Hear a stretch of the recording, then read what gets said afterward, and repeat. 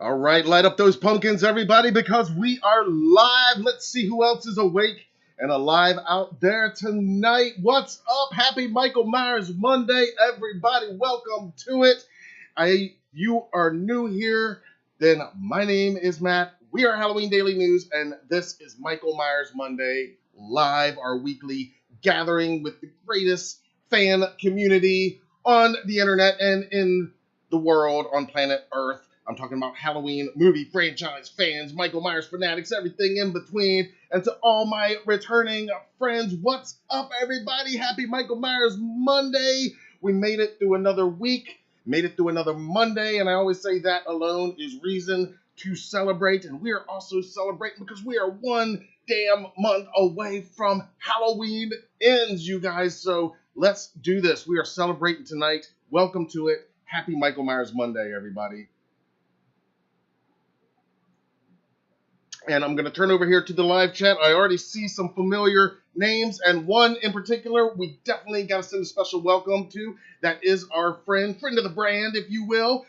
Only Oscar winner, makeup effects artist Christopher Nelson himself, dropping into the live chat for a few minutes. Normally I would say don't believe the hype. It's probably not the real person, but this time I know it actually is the real person because Mr. Nelson actually gave me a heads up a little bit earlier this evening that he was going to be stopping in to say hi for a little while. So, everybody, please give it up. Raise a toast, if you will. Pour one out, if you will. Whatever. For Mr. Christopher Nelson here in the live chat with us tonight.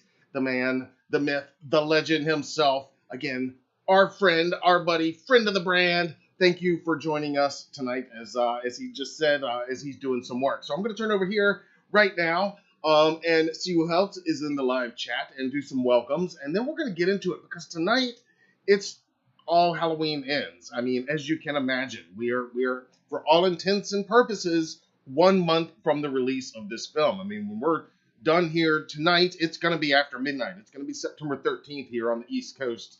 And I don't know about you guys, but I'm planning on going to see the movie on Thursday, October 13th, which is preview night here at our local theater before it opens proper on Friday the 14th. So we are 1 month out. It is reason to celebrate, and there is a lot going on. This is an exciting week that we're coming out of. Lots of news, lots of new photos and interviews and all kinds of stuff going on to talk about.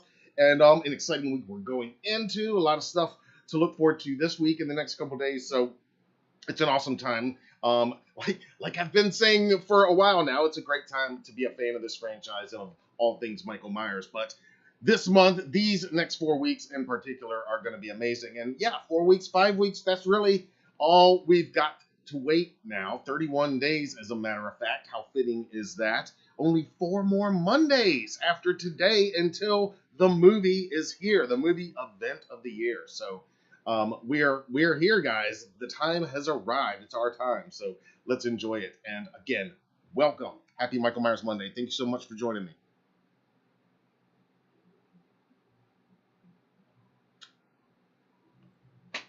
Christopher says lots of tricks and treats coming for all of you. Excellent. Looking forward to it.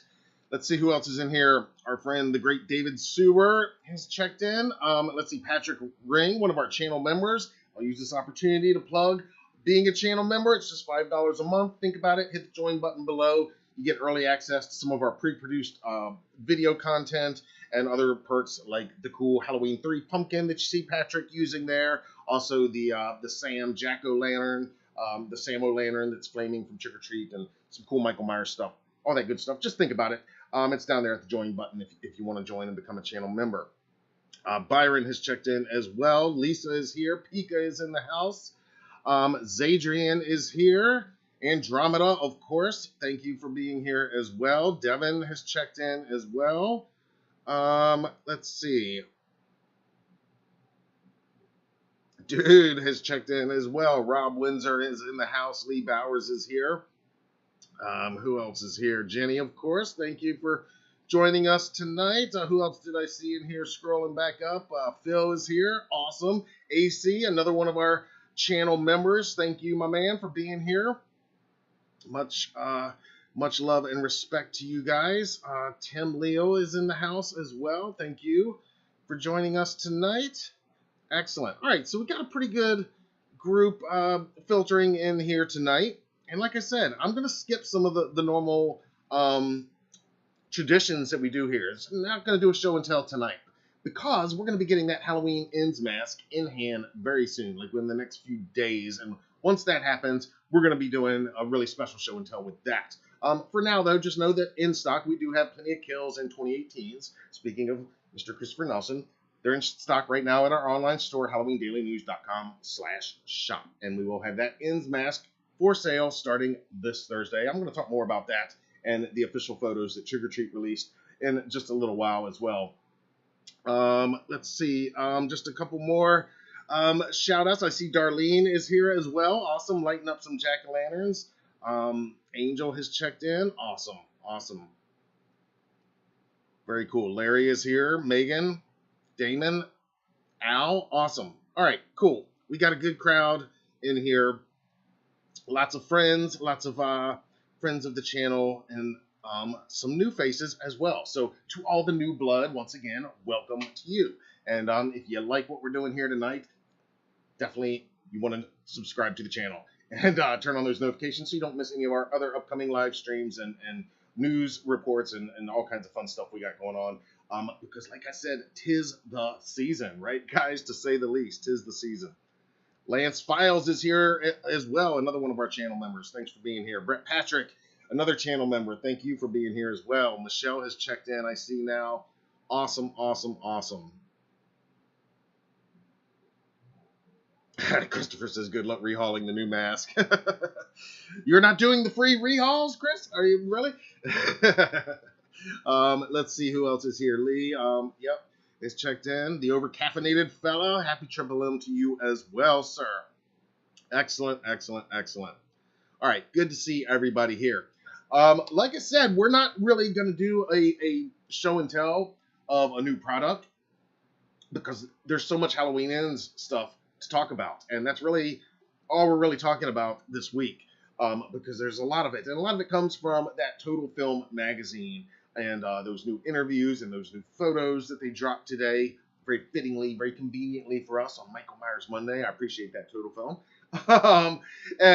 So we're gonna dig into all that in just a few minutes, as well as the Trick or Treat mask reveal, and we'll talk about those official photos and you know, get some thoughts on that as well. And then there's a TV spot, an international TV spot that has surfaced online that's out there, and we'll talk a little bit about that a little bit later on as well, and we'll see what else comes up as well. We got a few other heads up events to look forward to. Like I said, in addition to the mask going on sale this week, we're going to be getting pre-orders, and I'm hoping, fingers crossed, for a first listen at a track or two from John Carpenter's soundtrack to Halloween Ends as well. Sacred Bones did post a few days ago that next week they were going to be revealing something regarding Halloween Ends. So the assumption is that it's all happening in the next couple days. And again, with September 15th, marking definitely officially on the calendar inside 30 days until the release of the movie, and that being the day that Trick or Treat and resellers like us are allowed to put that mask up on sale. That kind of sounds like somewhat of a magic day, magic number. So a lot of excitement within the franchise in the next few days, and obviously in the next 4 or 5 weeks, because we're going to see a lot of this going forward, a lot of more of these articles. I mean, Fangoria announced just earlier that they're going to reveal they've already revealed their subscriber cover with Michael and Laurie, Jamie Lee Curtis, and of course James Jude Courtney on the cover. James making actually his third cover, and Jamie Lee being featured for the first time on the cover of Fangoria. Well, tomorrow they're going to reveal their newsstand cover, so we have that to look forward to tomorrow as well. So again, we're just going to be loaded with a lot of these new articles and new looks here coming forward. But some of these new photos from Total Film got me really excited. But before we even got that, we got a new photo from USA Today, and this was released just after our last Monday night gathering.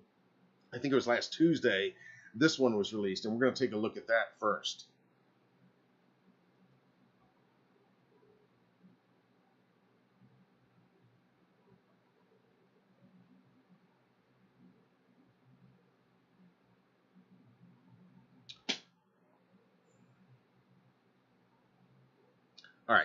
So, like I said, I think this was on Tuesday of last week.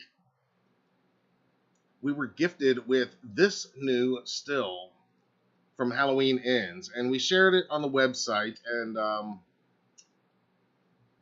posted a link to it here on YouTube, but we haven't talked about it here, and I want to get y'all's thoughts on it. But I love this still. This is a new image from the film, and of course, if you zoom in, that is in fact a knitting needle that Michael is attempting to take to Laurie Strode's neck. A very clear callback to the iconic scene near the climax of John Carpenter's original 1978 film. And I love stuff like this, honestly. I love the callbacks. You know, it's interesting. We actually got some comments on some of our social media accounts. There was a comment or two, somebody saying something like, "Oh, how original! They're putting callbacks in to the original film. Do something new," or something to that effect. And I don't know, guys. I just, when people are like complain about fan service, I don't agree with that. I can't. Especially when we're talking, again, this is the 13th film in a 44-year-old franchise. You know, I mean, come on. If they're not, putting these things in for fans, I mean, what? I don't understand how fan service is considered a negative thing by certain people. But anyway, that was a few comments. But most of you had similar reactions to what I had, is that how cool is this? Yet another awesome callback to the original 78. And yeah, obviously, Michael remembers. The shape forgets nothing. And I like that it looks like Laurie is wearing a shirt that's kind of reminiscent of her iconic Laurie Strode outfit from the 78 film as well.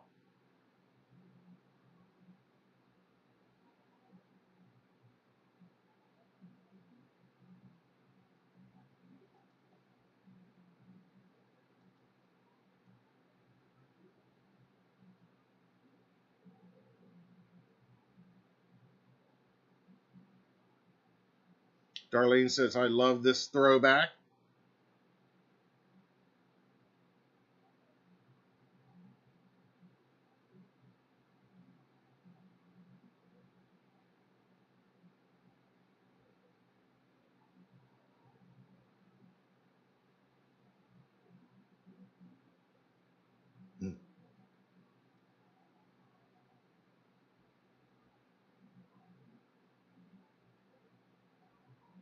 Dude's loving the shadows and that still. Yeah, I mean, I've talked before about the lighting and everything. I mean,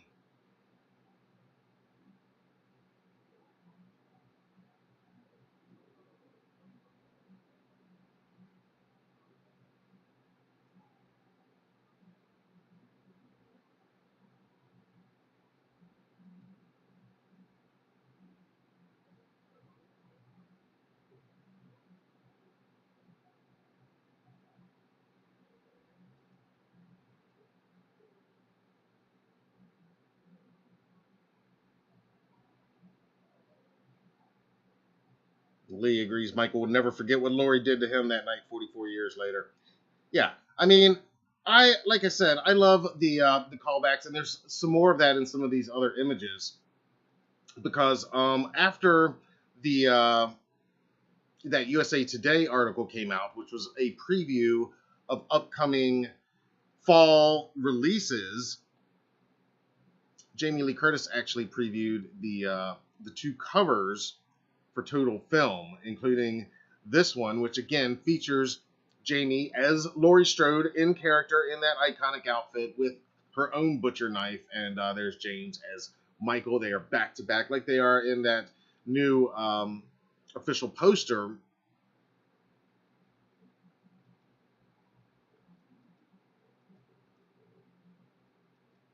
And we can go over here, and of course I'm going to have to hunt down the physical copy of this magazine. I've got the Kills issue of Total Film from last year.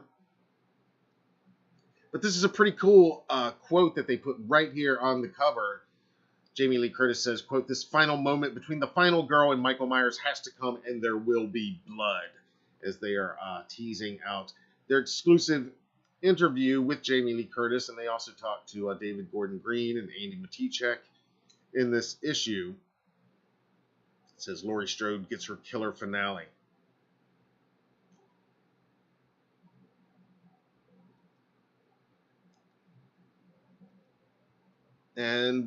But here's the one here. The Shape. Look at that shot of Michael Myers, guys. Christopher's amazing work here. I mean, I just can't say enough. I've said since the 2018 mask, since we got that first look at the 2018 mask, how this mask, I should say, it's haunted. And I still get that vibe here.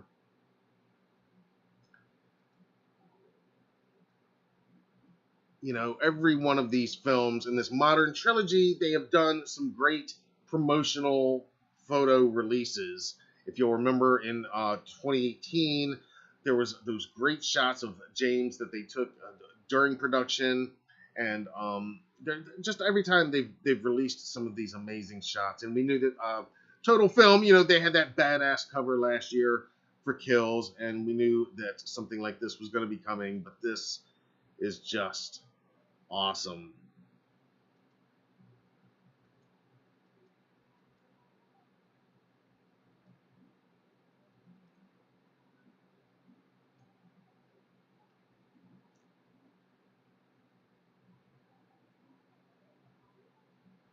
Yeah, I saw this. I was like, well, this is the new poster here. Like, this should be the poster. I mean, the decay in the mask.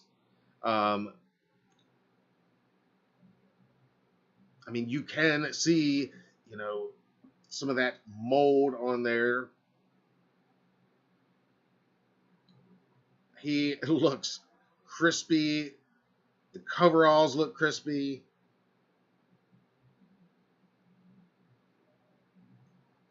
The knife is gleamingly clean. But Michael, man, I love this shot of Michael and of the mask.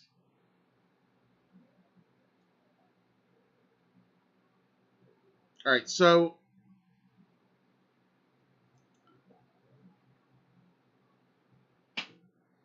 I think what we'll probably do is go through the photos first, and then we're going to dive into these new interviews in the actual magazine.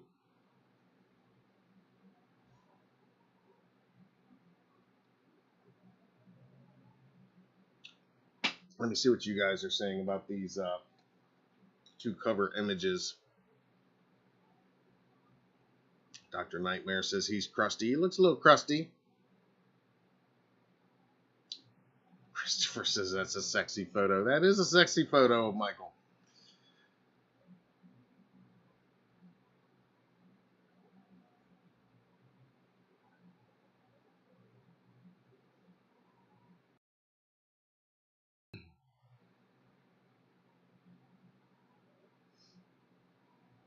Byron says that mask is amazing, right? I mean, Rob says Film Magazine is killing it with that cover photo. Yeah, I mean, they've dropped some awesome shots, and we knew that we were going to be getting something cool. But this, I mean, the one with the two of them that's a great shot, but this is just, that looks amazing.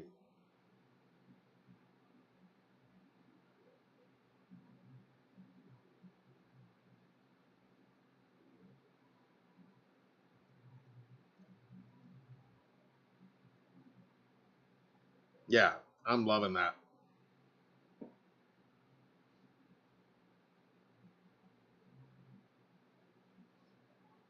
Andromeda says, "Goddamn, that's beautiful."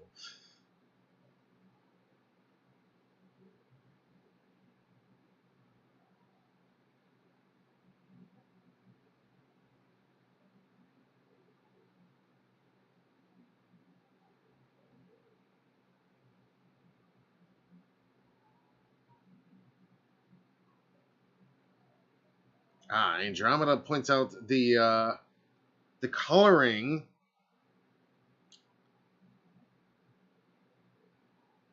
around the lips, chin, and eyes. The rose gold coloring. I like that. Yeah, I mean, this is just an awesome shot, you know. I mean, they've released some great promo shots for all of these films, but this is one of my favorites, I think. And of course, his ever-present missing fingers. All right, so let's look at some of these other photos, and then we're going to look at some of these new comments that were released today. Now, these images came out just today from inside the actual Halloween Ends issue of Total Film. So all of these images come to us from Total Film, and here again it's Michael and Laurie. He's got the hand reaching out, you know. What I noticed immediately and appreciated was, again, the callback, the Easter eggs. I'm looking like, what are those flyers in the background? And sure enough, they're right there on the refrigerator. I love the Phelps Garage flyer. And you guys know, I know most of you are well aware that Phelps Garage is, of course, the garage where the Michael's unnamed victim from the original film, the unfortunate victim who Michael got his original coveralls from. He worked at Phelps Garage in Haddonfield.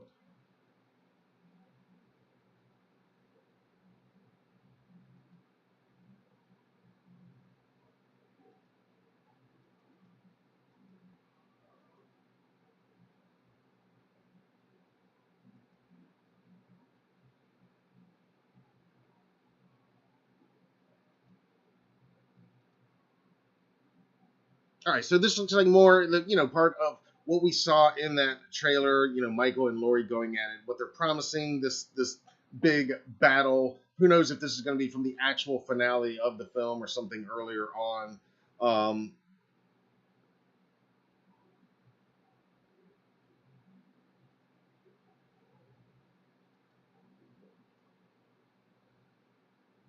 And I put this one as the thumbnail because I really love this new shot of the shape.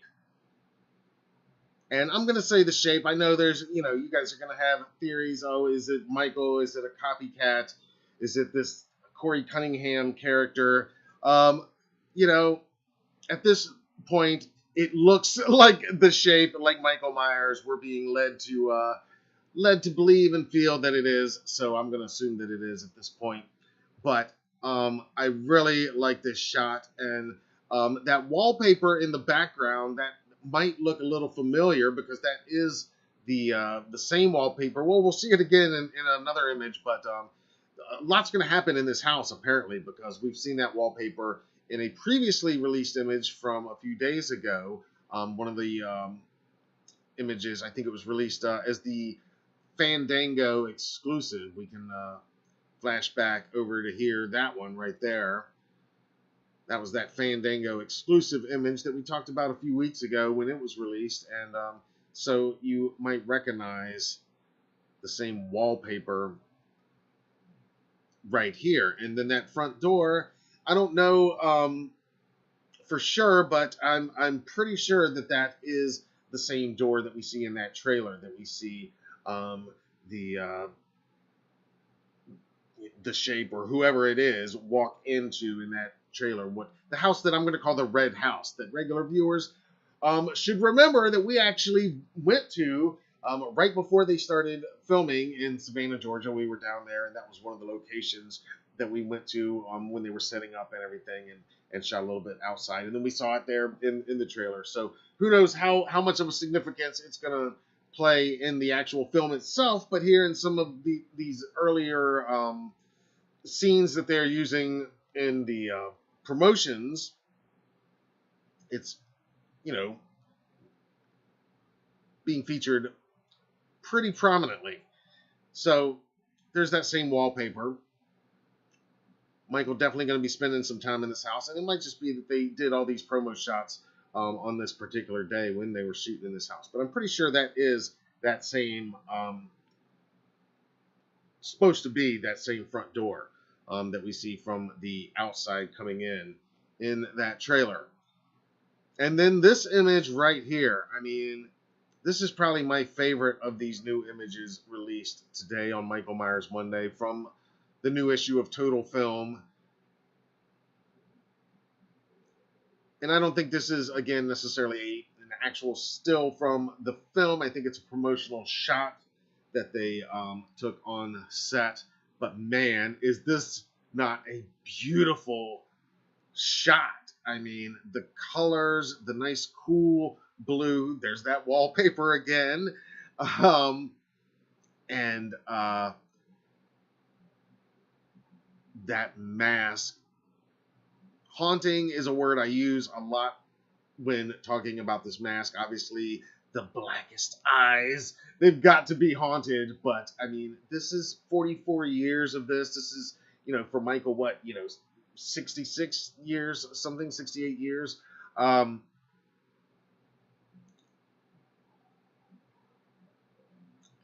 again, I don't know, there'll be some people will watch this and immediately start saying, well, is that really Michael? And I'm not going to go there right now. Again, if you look down at his left hand, though, that it looks like a pretty burnt and charred up hand missing some fingers. So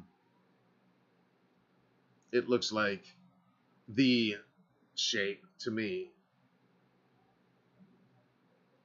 But I really do love how the mask looks here. I love this composition, and I saw this comparison online because this is really cool that they set up this shot. If this is indeed a promotional shot photographed by the set photographer while they were on set, which I believe it was, as most of these promo photos usually are. I think it's a not so subtle reference to this iconic photo. Also a promotional photo shot, not a still from the film, but shot on set during filming of 1978. This photo taken by the photographer Kim Gottlieb Walker of Nick Castle on the set of the 78 film. You can check out my interview with Kim Gottlieb Walker at HalloweenDailyNews.com. It's under the interviews section. Gotta plug that. It's from a few years ago. But you look at these two images side by side here, and again, some people will complain, believe it or not, because we've already seen it, that, oh, it's too much callback love, and I do not subscribe to that theory. There's no such thing. I love the callback love. Just in these promo images, like when they had Nick on set in 2018 and they recreated him with the soda can and some of those iconic images. I mean,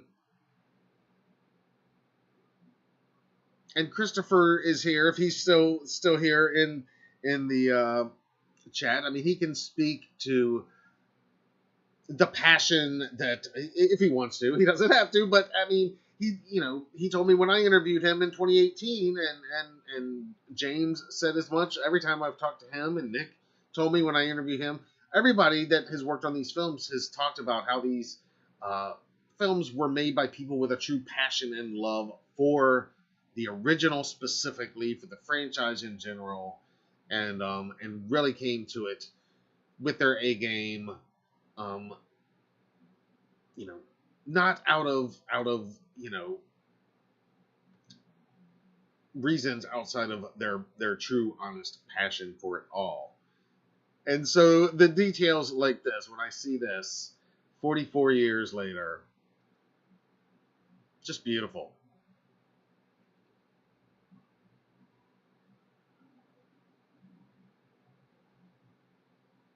Just awesome.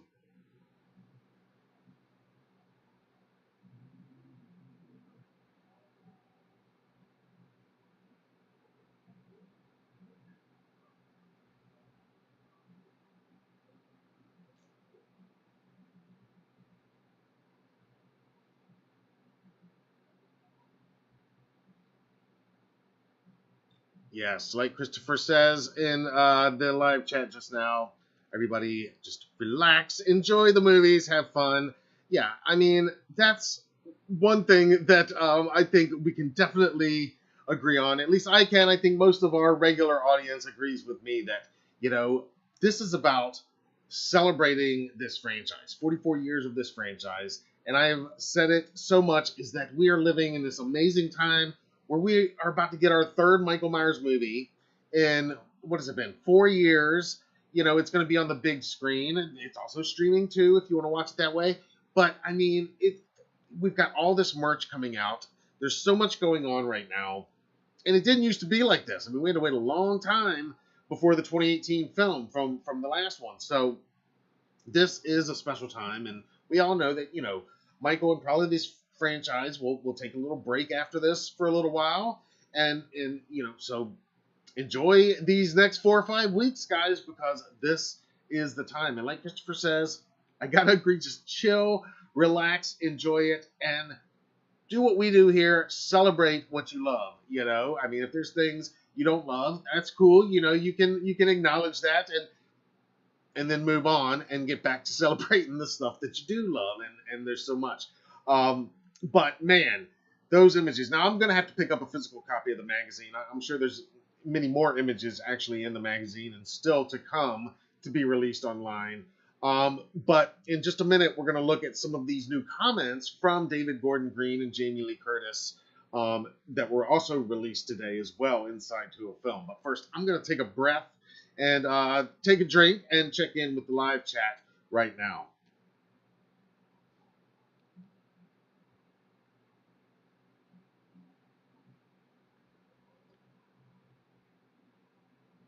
Coco is checked in. Happy Triple M. Thank you for joining us.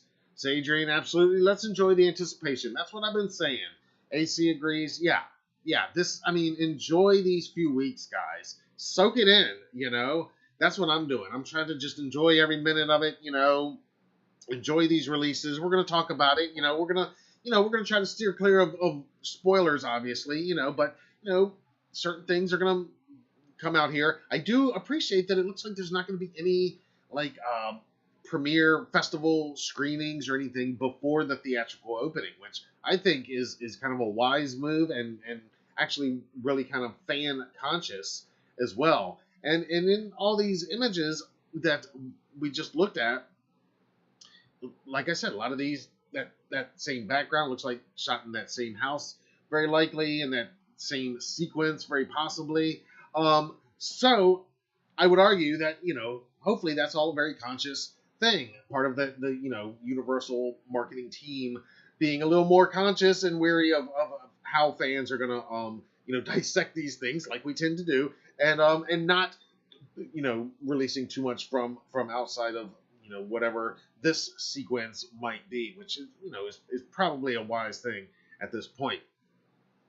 And then, like I said, most of those images I don't expect are actual stills from the film. I think the needle looks like it is, but you know, that stairwell, that's a posed publicity shot, and it is badass. And I love that, you know, again, they're recreating some of those publicity shots that Kim Gottlieb Walker shot of Nick Castle back in '78, just like they did in 2018. I mean, that is just that's some of the coolest stuff. But and Christopher himself spoke about, you know, some of that passion and love that he and his team and everybody behind the scenes put into the 2018 film when we first spoke back then.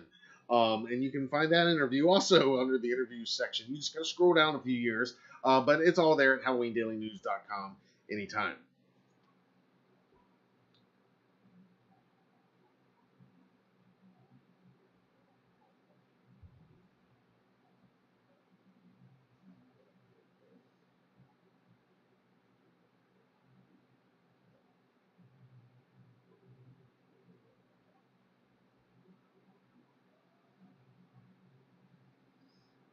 Coco asked if I think there will be two versions of the film, one in theaters, one versus Peacock. I mean, I speculated on that last week.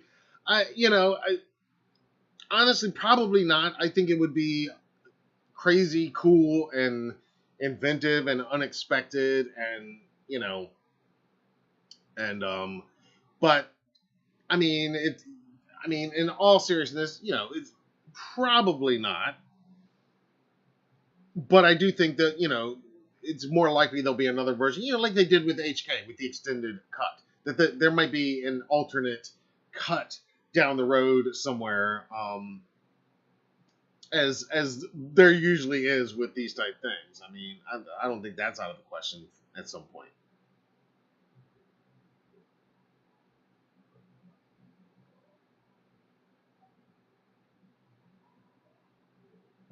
Andromeda says you can trust this channel, Wham, and Jimmy Champagne for sure to not spoil anything. Thank you.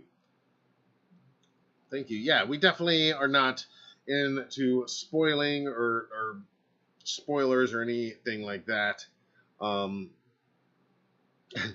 That being said, there should be a spoiler warning now, just because if you don't want to know anything, we are about to read some new comments, and while I don't think it spoils any specific plot points or anything that I don't mind knowing going in, if you don't want to know anything, we are gonna read these comments from these new interviews with David Gordon Green and Jamie Lee Curtis in Total Film here in just a minute. So, while I don't consider it spoilery, fair warning, there might be one or two things that you don't want to hear if you don't want to hear anything.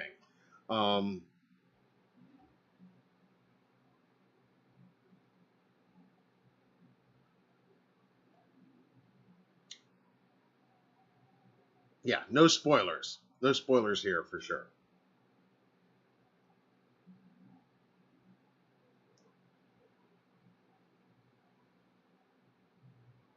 And as Christopher says, most of it is wrong anyway.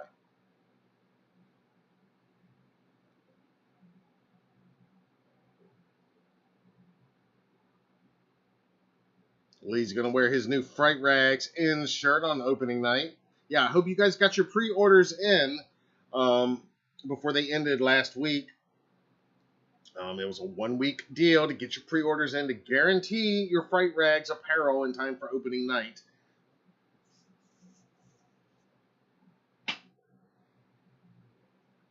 He trusts our warnings. Awesome. Thank you.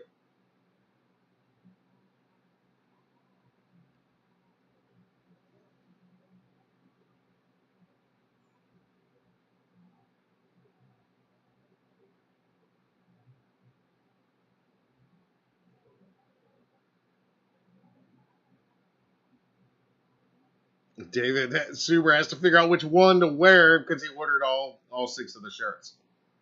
Well, you're probably going to see the movie about 6 times in the theater, right? So, but yeah, which one for opening night is the question.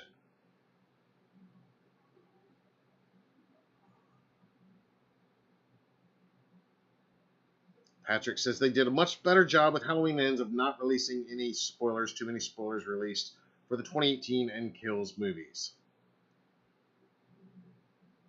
Yep, I've got to agree with that. Lance says definitely plan to hitting up Sierra Madre, then South Pasadena, and visiting the original filming locations before seeing it in Pasadena. Did that last year. The day he saw Kill, so much fun. Now that's the way to do it. Hell yeah, go to actual Haddonfield in South Pasadena, Sierra Madre. Yeah, there you go. I mean, and then go see the new movie. That's taking your pre-gaming to the next level. I like that.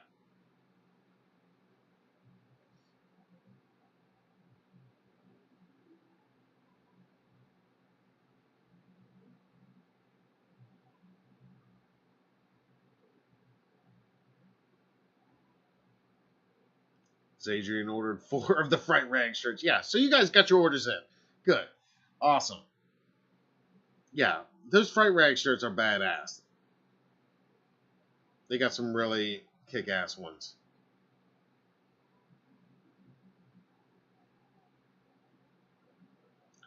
All right, so let's go over to these new comments released today. Now, again, spoiler warning if you don't want to know anything at all.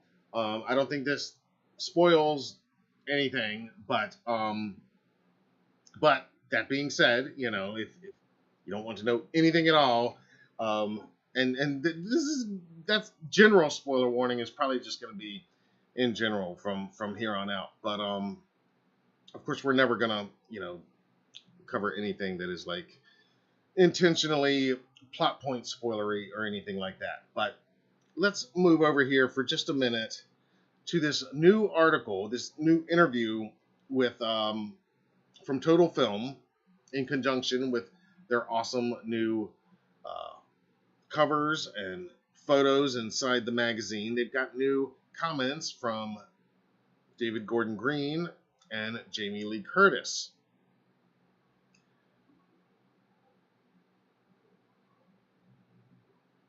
And this is a little bit of David Gordon Green, co-writer and director, of course, of Halloween 2018, Halloween Kills, and now Halloween Ends, speaking to Total Film about the end. He says, quote, "It's really exciting. Fuck yeah. And it's nerve-wracking. I've moved around the last few scenes of the movie in various orders, and I've been playing with music. How do I want to feel when I walk out of the theater thinking that there's not going to be another one next year? So that's the sculpture." And then he continues, quote, "This one is a good time at the movies. Let's have a blast. Ride the roller coaster with a few unexpected turns and walk away feeling complete. That's what I want." End quote. That's David Gordon Green speaking to Total Film. So he's saying this one's gonna be a blast. It's gonna be a roller coaster ride. Now, in Total Film's words, they say if you walked out of Halloween Kills feeling brutalized and dejected, Halloween Ends will leave you with a different feeling. And then they present that quote from David Gordon Green. Now, I do definitely like the idea that this is leave us feeling complete. That's what I want as well.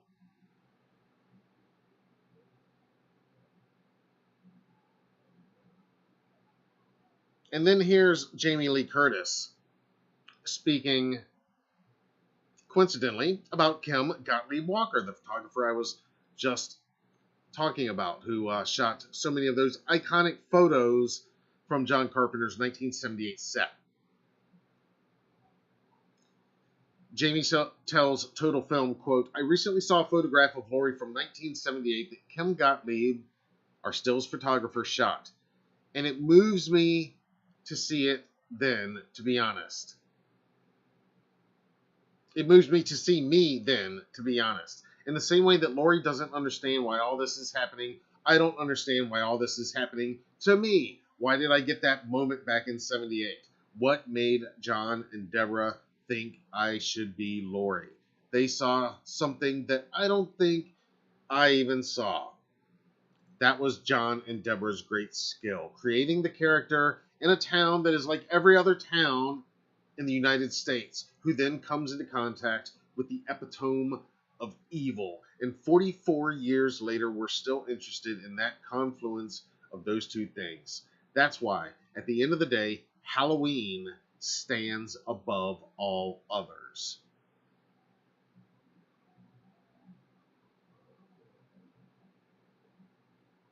Well, I definitely can't argue with her statement that Halloween, the franchise, stands above all others.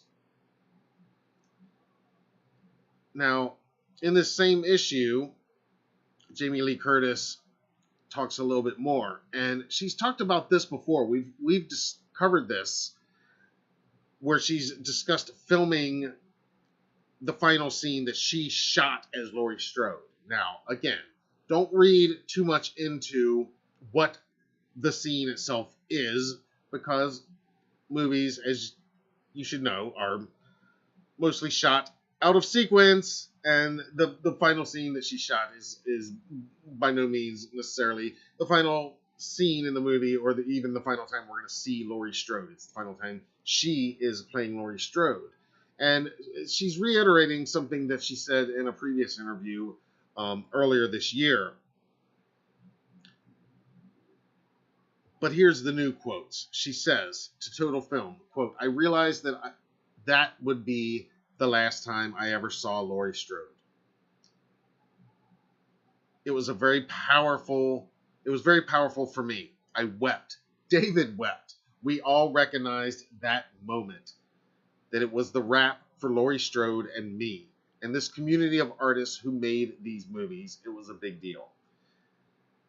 And again, Christopher can certainly speak to that community of artists that made these movies better than I can, but of the members of that community of the last two movies that I know and have spoken to firsthand, I can definitely say that, like I said earlier, there was a lot of passion that went into these movies, and it wasn't like a payday gig. It was a passion gig for so many of these people behind the scenes. I mean, not just in front of the camera. And so what I appreciate the most here probably is Jamie Lee Curtis, again, taking this so seriously, recognizing and telling us that David Gordon Green as well, recognizing what a big moment this is. Jamie, for the last time, shooting her last scene as this iconic character. And it's also interesting that she mentions that, and again, this is not spoiler because nothing's shot in sequence. It's just her final scene was a scene that didn't involve Andy Matichak or James Jude Courtney. But they mention in this article something that I love, which is that both Andy and James actually did come to the set that day in Savannah to be there, because it was Jamie's last day on set. She was wrapping, and they, like she says she did, like she says David did, they too realized what a monumental moment this was for this film, for these three films, and for this now 44-year-old landmark franchise that we are all so obsessed over.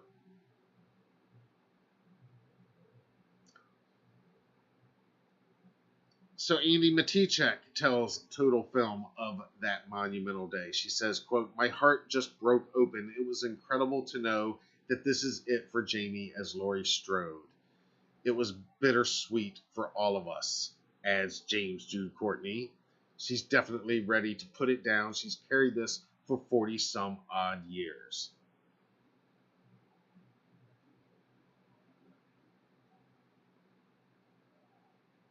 And then David Gordon Green adds his own thoughts on that historic day, Jamie's last day on set in Savannah shooting Halloween Ends.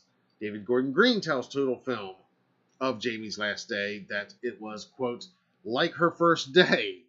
She shows up 45 minutes early, ready to party, and kicks ass all day, and brings the coffee truck and the ice cream truck and the taco truck, and is the cheerleader of optimism and energy. She is the greatest muse and emotional support I've ever had, alongside a journey of filmmaking frustrations for sure."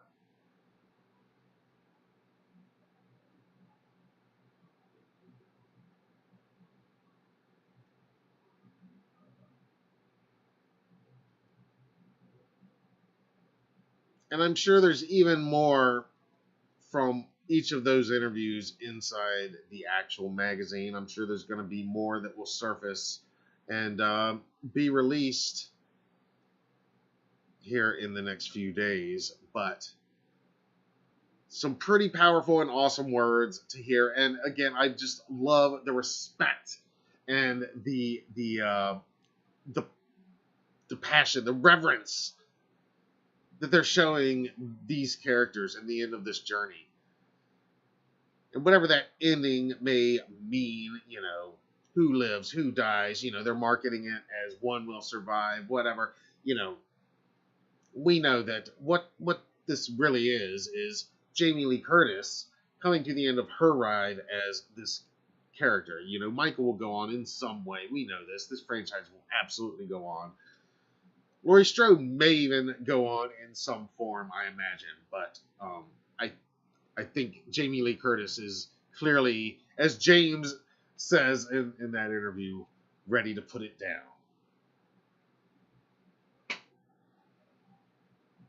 All right, I'm going to turn back over here to the live chat. Let me know what you think about all of those new comments from the principal players behind Halloween Ends, those badass new images. Are you going to be hunting down a physical copy of Total Film like I am? I think some of you guys are going to for sure. Darlene says Jamie is totally awesome. Gotta agree there. She is.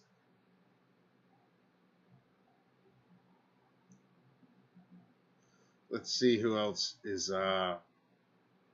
Gabriel has checked in. Do you think we'll get a new trailer or a Halloween Ends official poster? Because on Wednesday it's officially 1 month until it ends. Do you think we'll get something? I think there's a decent chance, but then again, I think, I did watch the international TV spot that has been shared around online, and even Blade Disgusting reported on it earlier today. Michael Myers Monday. And I did watch it. I think that's going to be officially released here in the United States this week. Maybe Wednesday the 14th, maybe Thursday the 15th. But whether or not we're going to get another full trailer, I did initially think so. I was definitely kind of assuming so. But the way it's going now, I'm kind of thinking maybe it's going to be that TV spot. Maybe they'll put that online, and that's kind of our final look. And maybe that's for the best, given everything that you guys have pointed out, about how the marketing this time has kept the spoilers, much more to a minimum and much less obvious than some of the stuff that we saw in those Kills trailers. And so, maybe it's a part of that very conscious effort to eliminate that this time, that they're not even going to put out a second full trailer this time. And so I don't know. I was thinking that, yes, we would probably get a new trailer this week. I do still think it's possible. I think, that international TV spot that is surfacing around, I do think that's going to be released properly here in the United States, and will start airing, and will probably be put online officially, maybe on the Universal YouTube channel here in the next few days, I would hope. But whether or not we're going to get anything more than what we got in that official trailer, which again, they did label that as the official trailer. It was never labeled as a teaser or anything like that. I just, you would think, traditionally there'd be at least two. At least there was two for the last two films. So, but, everything is a little bit more, the time frame of marketing now, the windows are so much shorter anyway in any projects. I mean, whether you're talking about Marvel or whatever now, 30 days roughly is pretty much the marketing window for most of these things now. So we'll see.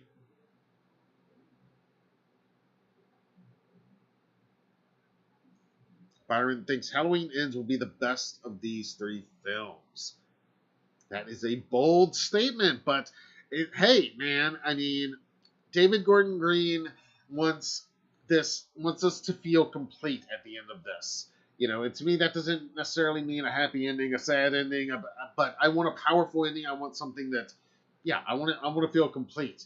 And like, this is a complete story that they've wrapped up. So if they can deliver on that, then I think we're going to be happy. I'm definitely hoping for that. I mean,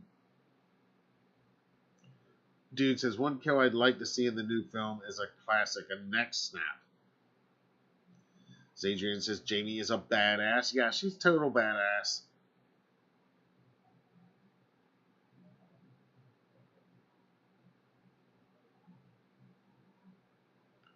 Devin says, oh yeah, there was a TV spot. Yeah, the TV spot is out there. I'll probably talk a little bit more about that. Like I said, I've been trying to wait until that was officially released. You know, it's everywhere. Bloody Disgusting even reported on it earlier today, so it is out there, and I have watched it a couple times. So I'll talk about that just a little bit.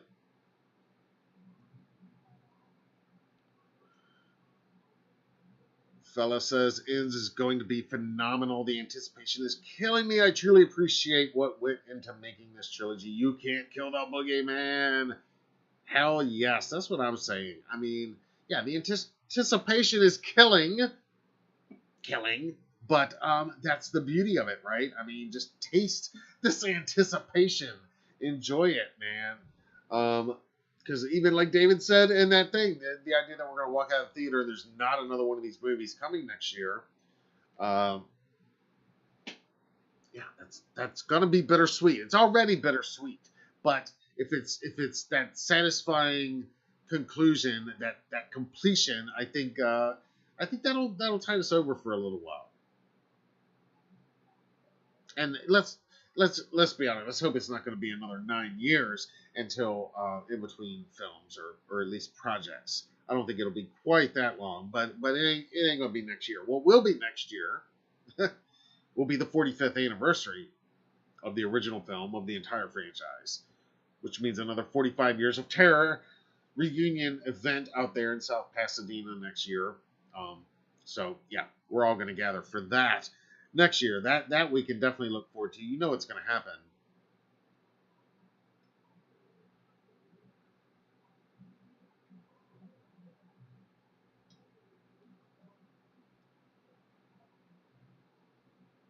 Thank you, Phil. Appreciate that.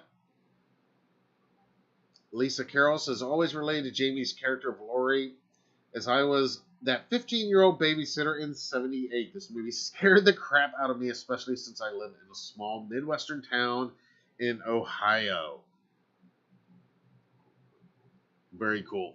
Yeah, I think that was the whole thing, is that when that film hit, and you were right of that perfect prime age that they were aimed for, and you watch all those old documentaries, or you hear John talk about it now. You listen to Deborah's commentaries that she recorded before her death, and they talk about it. John wrote the Loomis stuff, basically the boogeyman stuff, the evil stuff, and it was Deborah that essentially wrote the girls' dialogue, because that's what she knew, and that in itself, I think, is one of the genius things of the movie that nobody could have planned or set up, or it just happened. That magic of John's kind of, John being John, and bringing what he brings to it, and that darkness that he kind of has in all of his works, that it's almost a Lovecraftian type darkness lurking in all of his works, and then Deborah bringing that very honest and raw, and in that way very kind of real and revolutionary for that time, especially voices of these young women, talking how young women talk. So you put those together, and then what would be scary for those girls at that time, in real life, and that's what they did. And then you have John there to amp it up a little bit, because it's those speeches by Loomis, and I always say it's Loomis and Tommy Doyle more than anybody in that original film that makes Michael Myers the Shape, makes him the boogeyman more accurately. It's those guys, and without them, and especially the great Donald Pleasance, of course. I've said this numerous times. I'm preaching to the choir here, but that's what makes Michael more than a man, as John Carpenter told me when I interviewed him. Yeah, he's a man, but he's also more than a man. So there's that.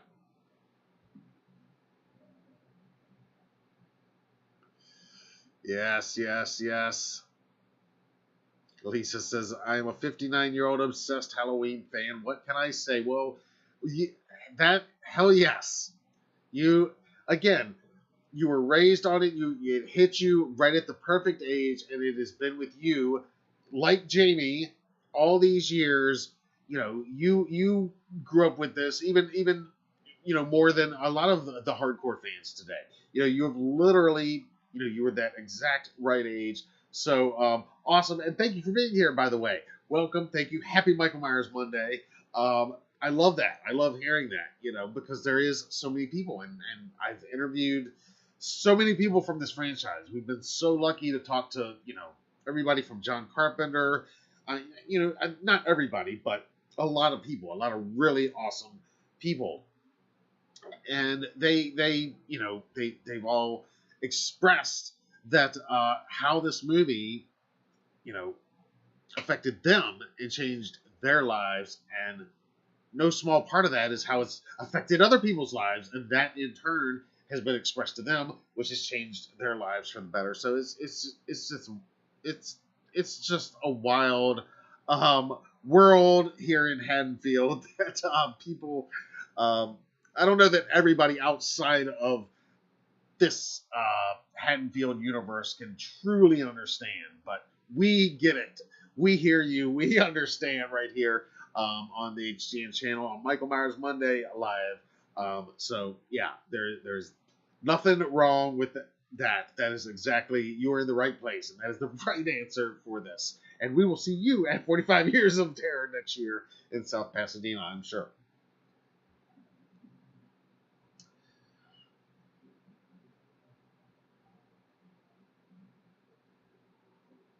Phil says, just can't wait for Ends and the soundtrack. Yes. The soundtrack, like I said, Sacred Bones tweeted or put a notice up on Instagram a few days ago that this week they're going to be putting up info about the Halloween Ends soundtrack. So that sounds like it's going to be pre-order info, and I imagine that's going to coincide with a track or two being released officially. So we got that to look forward to sometime this week in the next few days.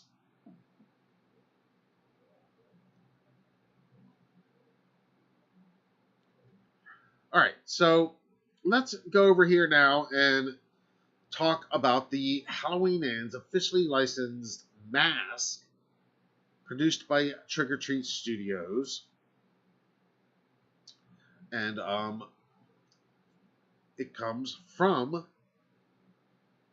the movie Master Mask, created by our friend, the great Christopher Nelson, and his team, Vincent Van Dyke, and their amazing team of artists. So we reported on this last week, but and last Monday I anticipated that we wouldn't get our real look at the Trick or Treat mask until it was in hand, or until the 15th, because we were told that, and it was announced officially that September 15th is the date that this mask will be available to order online, both from Trick or Treat's own website and also from resellers like ourselves, HalloweenDailyNews.com/shop. Starting at midnight this Thursday, we will be allowed to start taking orders for these masks, and we do have some. We don't have a ton arriving in our first batch. We don't have all the ones we ordered, unfortunately. We're getting a first batch, and it's going to be a very limited supply, and then we're supposed to get our second batch of our second shipment of masks in October. But we'll take what we can get at this point. In any case, when they arrive, we will film the usual unboxing, showcase, review, and all of the rest. But for now, let's take a look at these official images released by Trick or Treat Studios.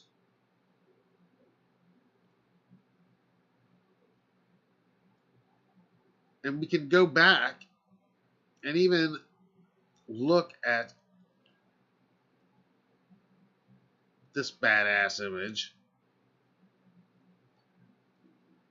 Obviously, the lighting is entirely different, and that's a huge part of all of this. But the sculpt, as you guys know,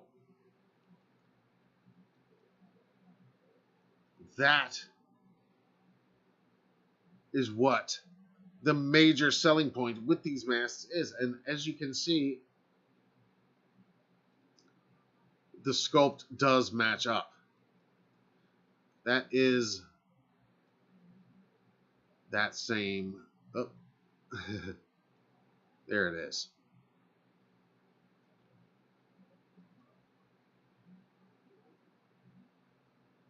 And some people have asked, what's the white stuff on there? Trick or Treat calls that a mold effect. And you can see that here in this image.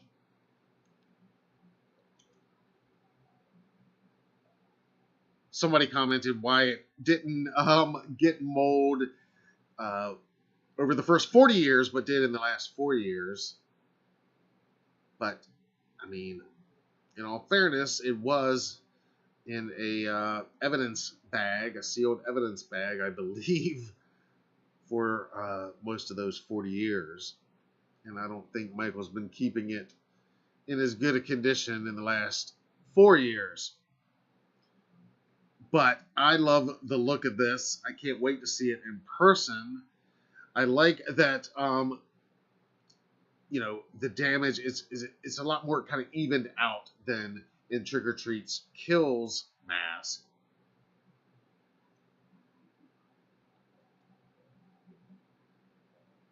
I like that you've got that, the eyes that are not quite right, just like we are used to seeing.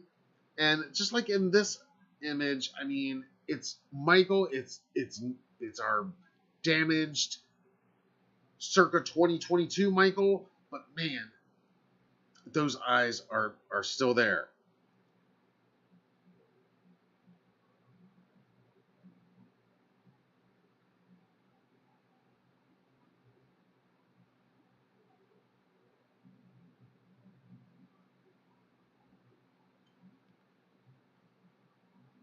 Christopher says it's extremely hard to match all the paint and detail mass produced.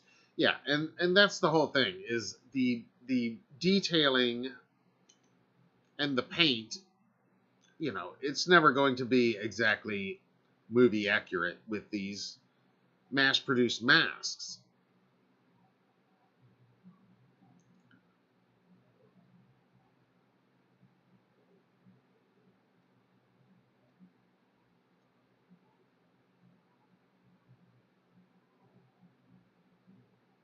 But I can see the 2018 in there.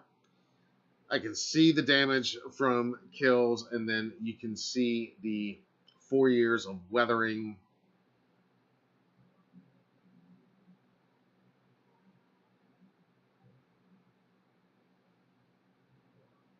And just like with the Kills, there will be differences in these masks. I mean, they depending on the paint jobs, Hopefully some of the differences aren't quite as drastic as some of the ones on Kills were. But there will be differences throughout. But my first impression of seeing this is I like it. I think it is, again, it's what I call old man Michael. I know it's not Michael's face. It's the face we identify with Michael's face because we never see Michael's face. But just like when we saw that very first poster in 2018, the first thoughts I had was old man Michael. It's old man Mike, and we've still got that here. And I love the 2018 mask. I love Trick or Treat's replica of it, and of course I love Christopher's actual the mask design in the 2018 film. And I love its evolution in these films. I think it all makes perfect sense. But this, to me, it harkens back to that old man Michael of 2018 a little bit more, and I like that. It will be interesting to see this mold effect in person and see our shipment, because like I said, there's always differences. If you can line up 10 of these masks, and there's going to be differences in each one. Which is why you need to come see us at a convention and pick out the one you want firsthand. That's the best way to do it. And then you can style it however you want and send it to someone to have it rehauled. But Christopher Nelson's not going to do it for you.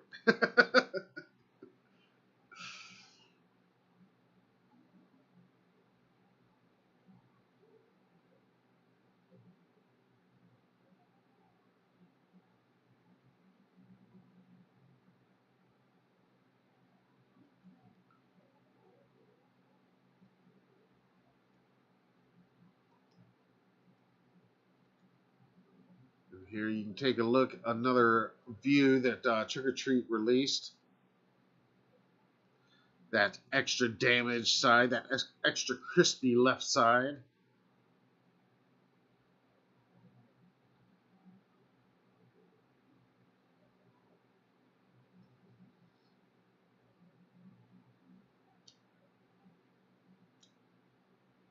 And again, I've not seen one of these in person yet. I've not held it yet, but just from these, and I know these are Trick or Treat's professional photos, and they may not all look like this in person, but I am liking what I am seeing here. I of course I like the stills that have been released and what we've been seeing from these official images, but for an $80 mass-produced replica mask, I mean, this looks really good.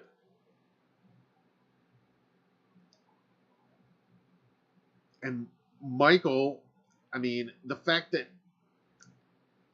his whole left side now is almost just melted away and corroded and just rotted away. It is a little bit like some of those fan posters almost. It's as if the evil is rotting away the mask, rotting away Michael himself.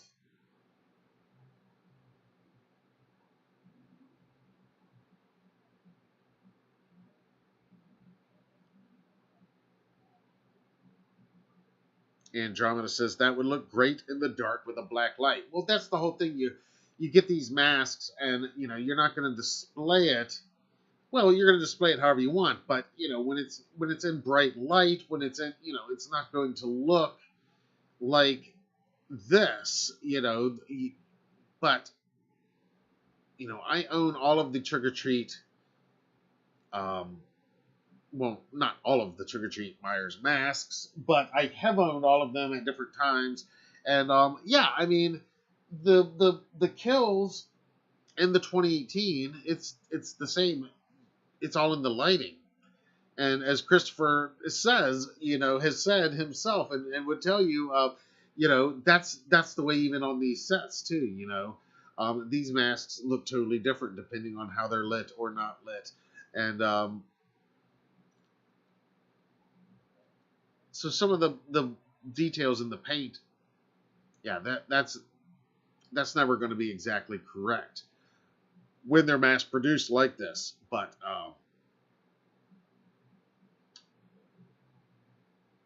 again, you are not going to be able to beat getting this. And I say all the time that people just don't know. They just don't remember that it was not always like this, guys. I mean, it was not always like this. It wasn't that long ago when you just couldn't get a good Michael Myers mask at your local Party City or Spirit Halloween.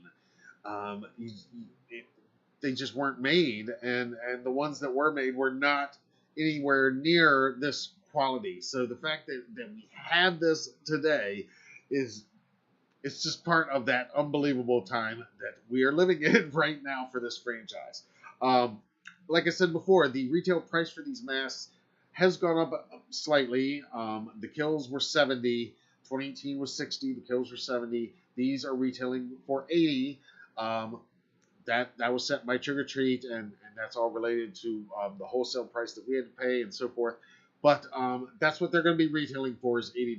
And again, you'll be able to order them everywhere. But if you're watching this, it'd be nice if you consider ordering one from us here at HalloweenDailyNews.com/shop starting this Thursday, September 15th. And it looks like we did get a super chat a minute ago. Let me pause. All right, our friend Chad Francis sharing the hype with a $5 super chat. Thank you so much, man. Everybody, let's toast and happy Michael Myers Monday to our friend Chad Francis. Thank you so much. Super chats are enabled. We appreciate it. Thank you so much.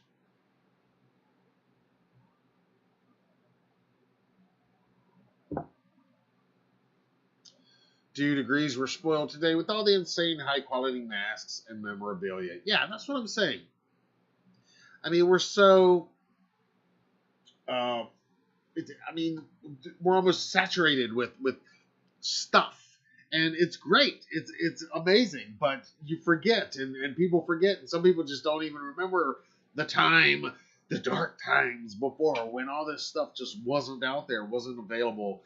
And so when I, see people complain about some of this stuff, I'm just like, come on, what are you complaining about? I mean, we're in the middle of a Michael Myers trilogy of modern movies, and we've got all this merch, and we've got officially licensed masks, literally from every single movie in the entire franchise that you can buy. And I mean, it just wasn't always like this. So, yeah, savor it for sure.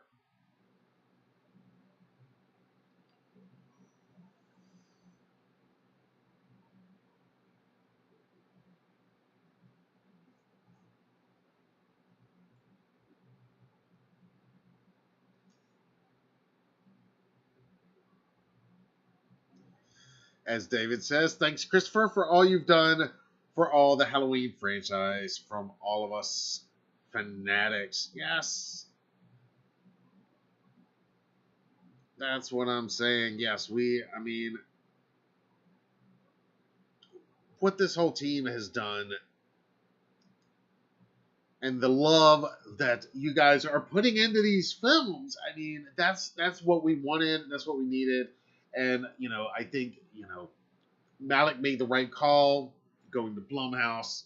Blumhouse made the right call, getting John Carpenter involved. I think that soundtrack, we don't talk about that soundtrack enough. We're going to be talking about it this week. We don't talk about it enough, but man, I mean, those soundtracks, that's like such a key ingredient, because so much of his music is in all the films anyway, even the ones that he didn't do the soundtrack for. But having that in these films, I mean, we don't talk about that enough, but man, that is such a key ingredient of what is really, locked these films in to that 78 vibe throughout. And really so just tied it in so tight. So,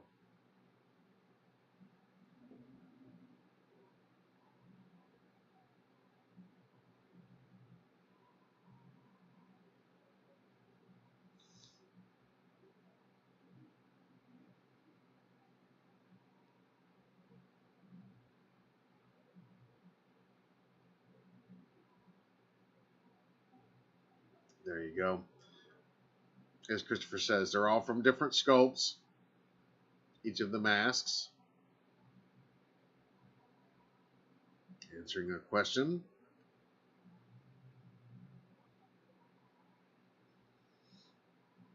Chad says the new mask is another masterpiece. Hell yes.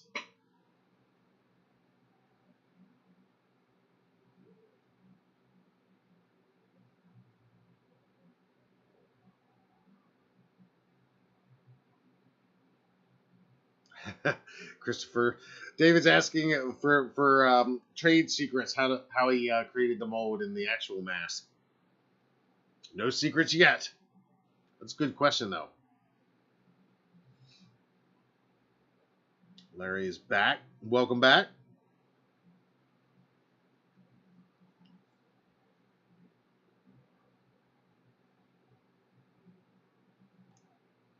Just another horror fan says growing up in the 80s, couldn't find a proper Michael Myers mask anywhere. Yeah.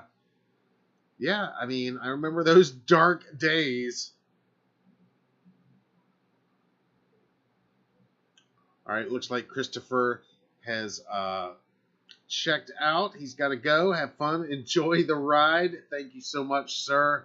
Thank you for joining us and hanging out in the live chat for a little while tonight. How cool is that, guys? You never know when an Oscar winner might pop into our live chat room and say hi. You never know who's lurking, who's stalking around the HDN channel. That's pretty awesome. And if you've never read my 2018 interview with Christopher Nelson, I urge you to check it out. Again, it's at HalloweenDailyNews.com. Just click on the interviews section or just search for Christopher Nelson or the word Nelson in the search bar, and it'll come right up. And it's from 2018, and it's a fun chat. But very cool that he popped in tonight. Very nice.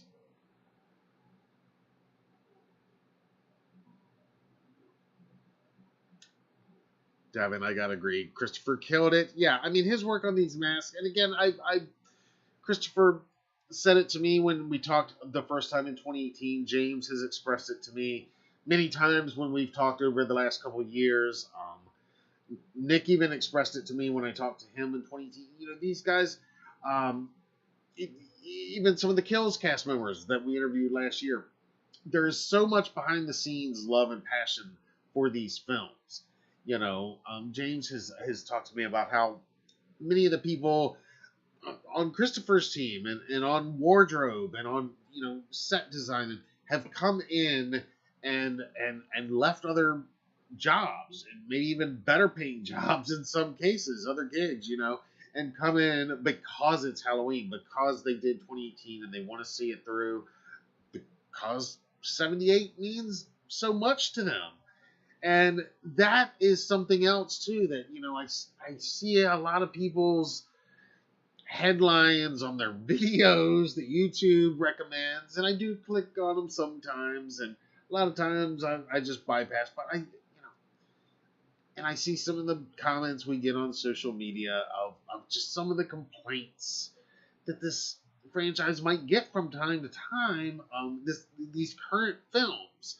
And people just ready for them to be done. Just go ahead and end it, and they're just happy that this is the end one. And again, that's fine. If that's how you feel, that's certainly I'm not gonna fight you on it. It's not for everybody. Not everything is meant to be for everybody. Not everything has to be for everybody. But again, I don't want to get on a whole thing, but sometimes I just fandom is a funny thing, and sometimes fandom it's a little more like fandom, if you ask me. DUMB, you know what I mean? Sometimes, some in some houses, not ours here, not the house of Michael Myers here, not the HDN channel, not you guys here on Michael Myers Monday Live, but I think you guys know what I'm saying. I'm not going to get into a whole thing on it tonight. But like I said earlier, our whole thing here, and you guys get it, we're here to celebrate this franchise, to celebrate what we love, the things we love about it. If there's things we don't love, yeah, we'll acknowledge it, we'll talk about it, we'll address it, and then we're going to move on and get back to the celebrating and the stuff we do love. So that's what we do here on Michael Myers Monday Live.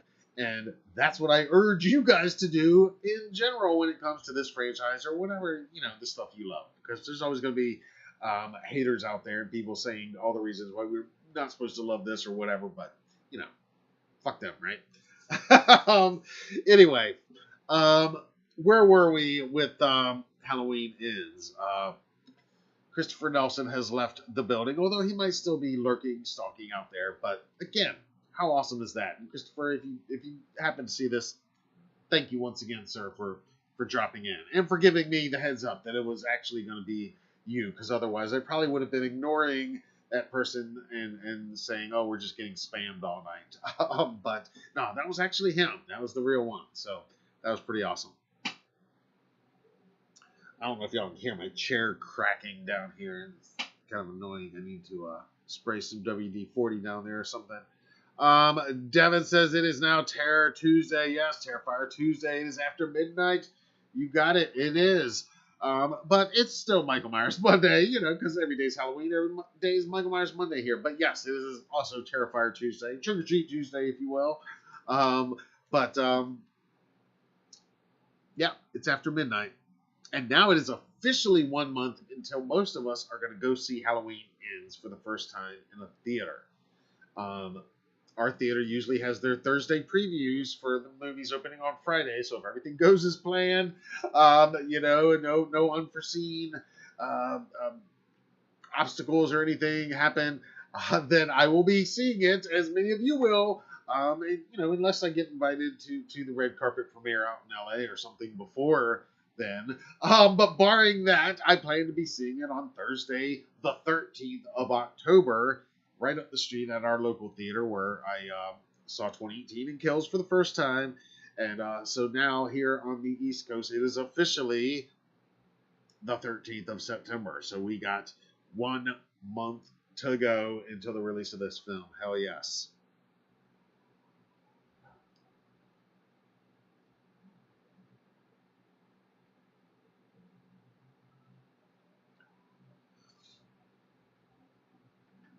All right.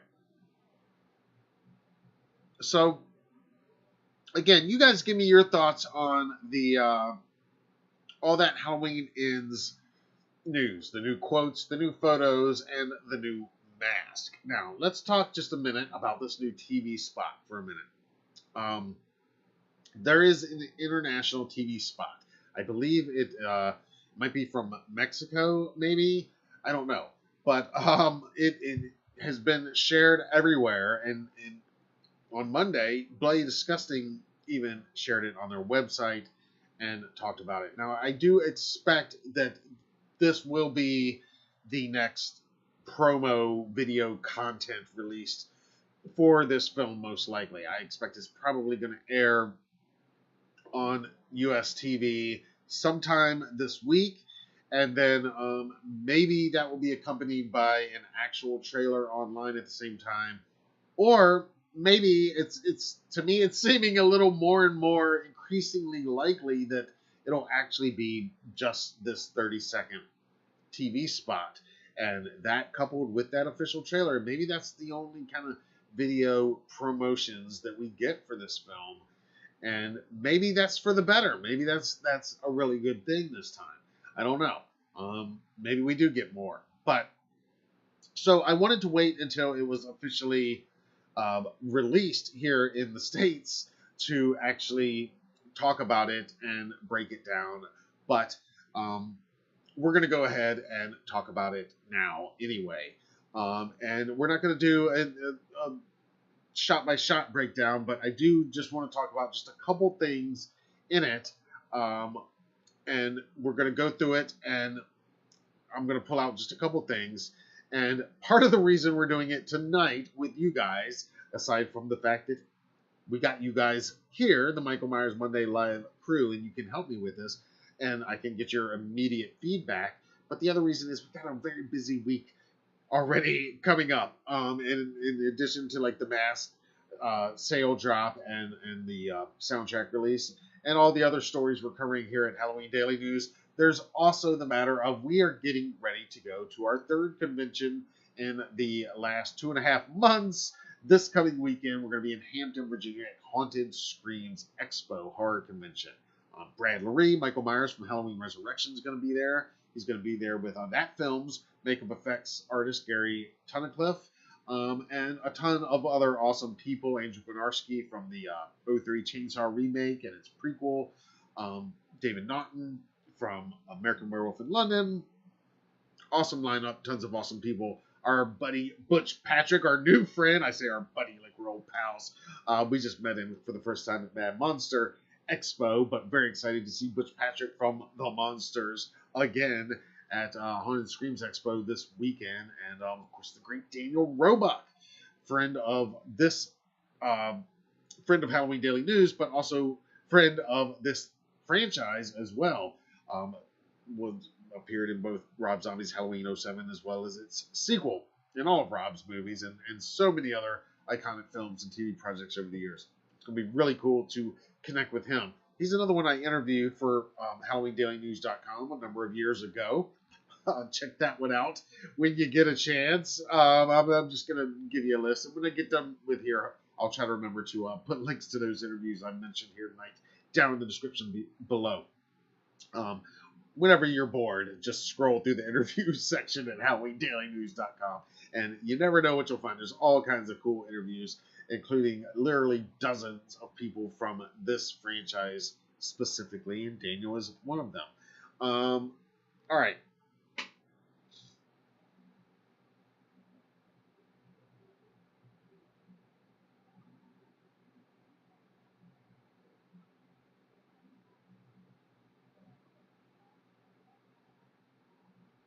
The horror fan says that the TV spot was played during last Thursday's NFL game.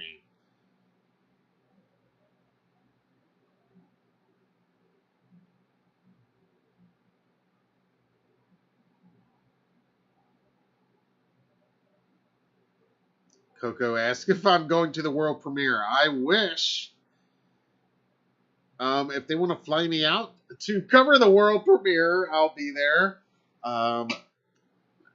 At the moment, no, it's probably not in the cards. That would be rad, though. That would be amazing. All right. So let's pull up this this international TV spot for just a minute here.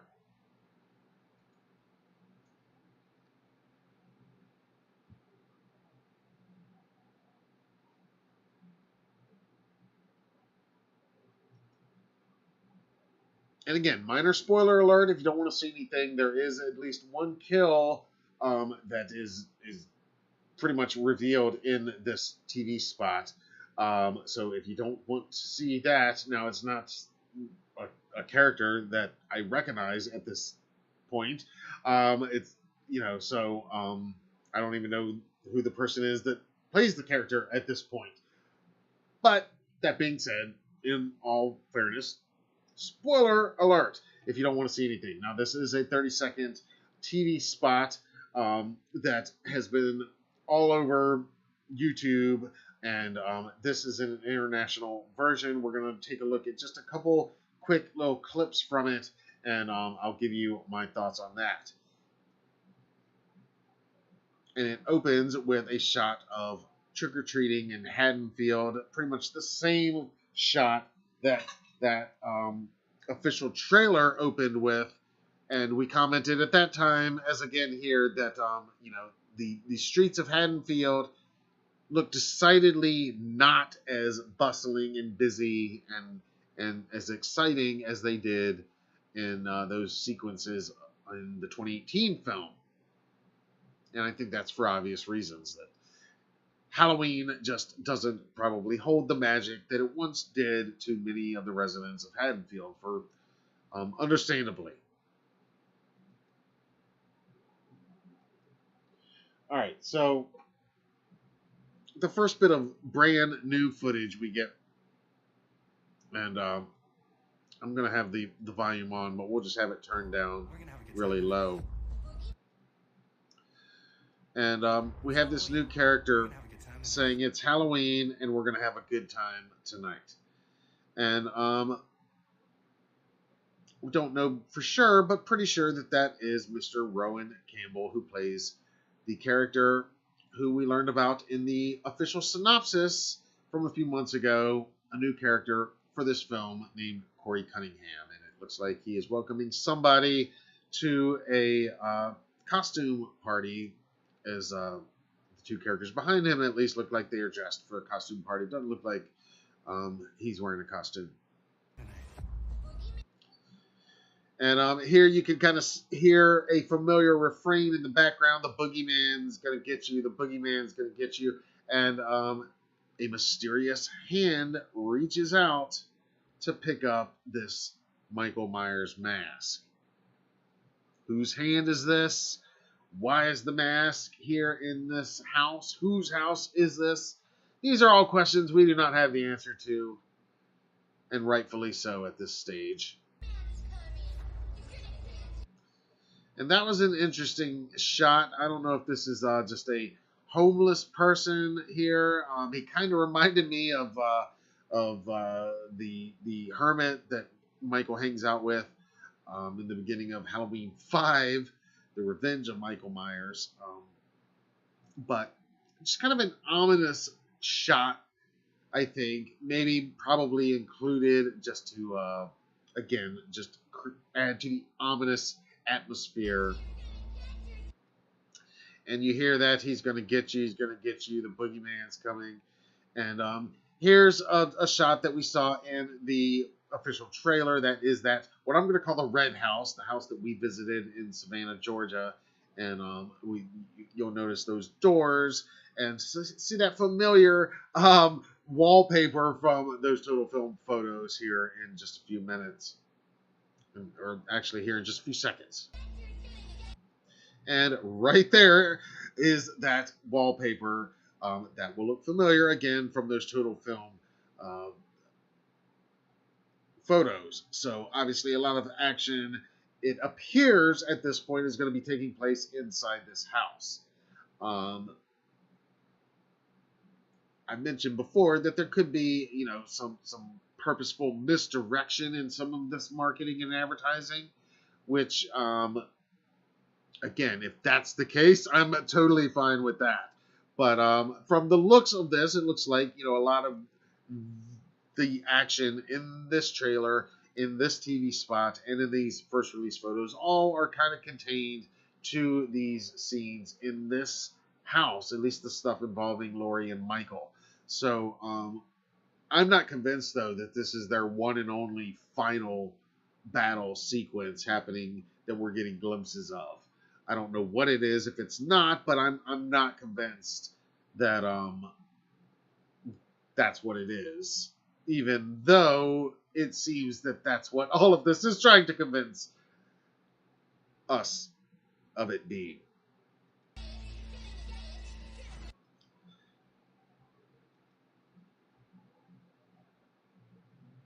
I love this shot of the shape coming. And again, just notice the shape of the glass in those double doors back there, because we see a lot of that. And that's just kind of cluing us in, as far as I'm concerned, that this is that same house, at least as far as we can tell, at least as far as we're being led to believe in this advertisement.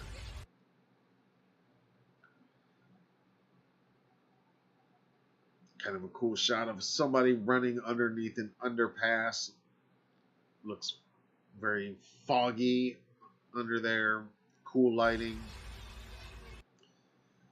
And here is Allison, played by Andy Matichek, at a Halloween party.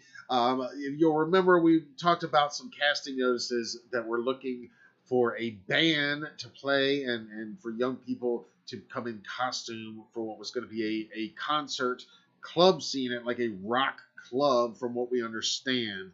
So this, I'm guessing, is a bit of that party scene.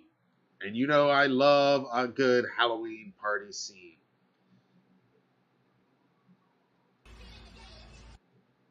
And here we get a couple quick shots that we did already see in that official trailer. Here's a new shot of a new character saying, "Please help me." And there's a quick new shot. I really kind of like this image of Michael just reaching his hand out. I don't know if that's gonna be a POV shot of somebody's filming, almost like found footage style, or if he's actually just reaching out at somebody's face there. But either way, kind of a quick, cool image. It's time to put the boogeyman to bed. And you hear Laurie there say it's time to put the boogeyman to bed.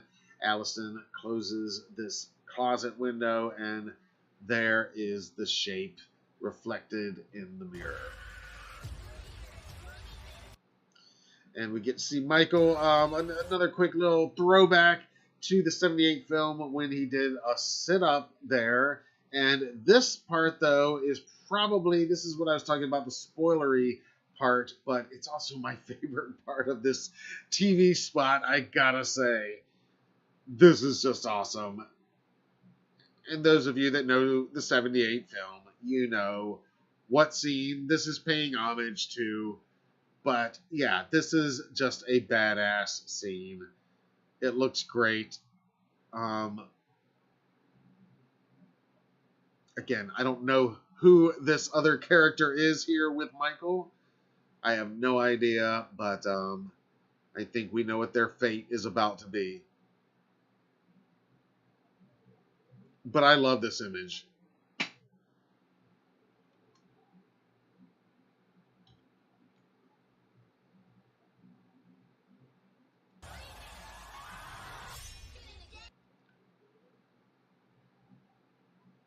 And as the kids are chanting, he's going to get you, he's going to get you. Get just a little hint of that iconic head tilt. Michael once again admiring his handiwork. Hanging the Halloween decorations as only he can.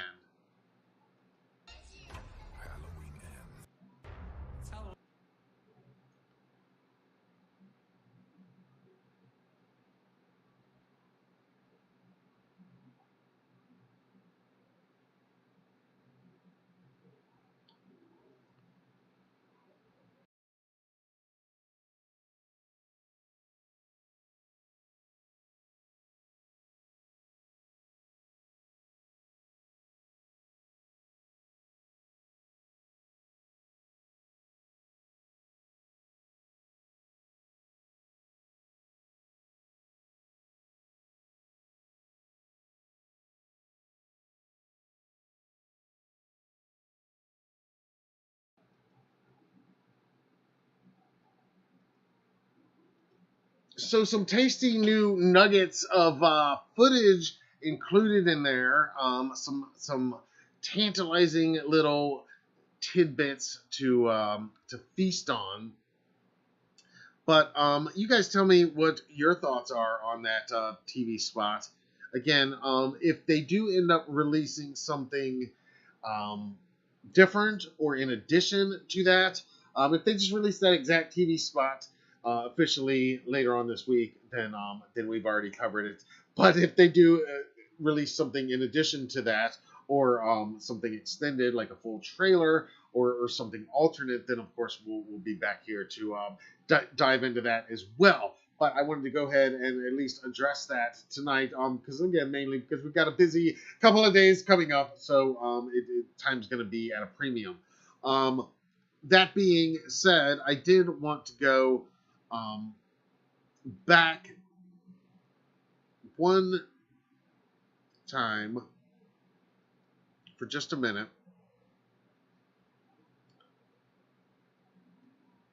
and talk about something that I think we might have skipped over before.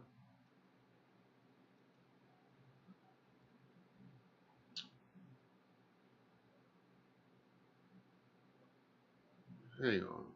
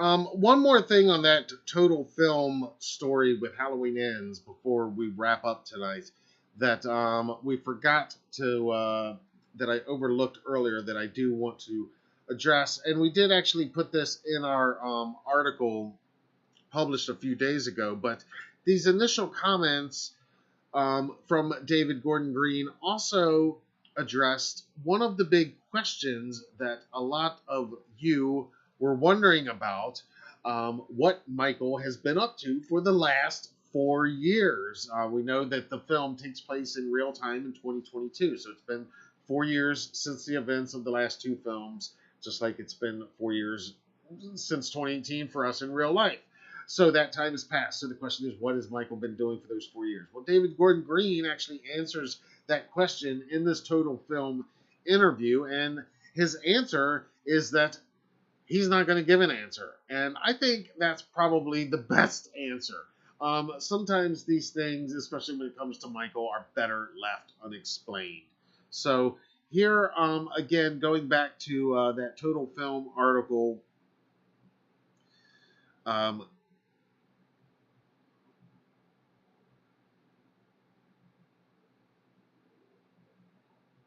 David Gordon Green says of what Michael has been up to for the last 4 years. He says, quote, "We don't really explain that. It's like I don't want to see where Jaws goes to sleep at night when I'm watching a shark movie.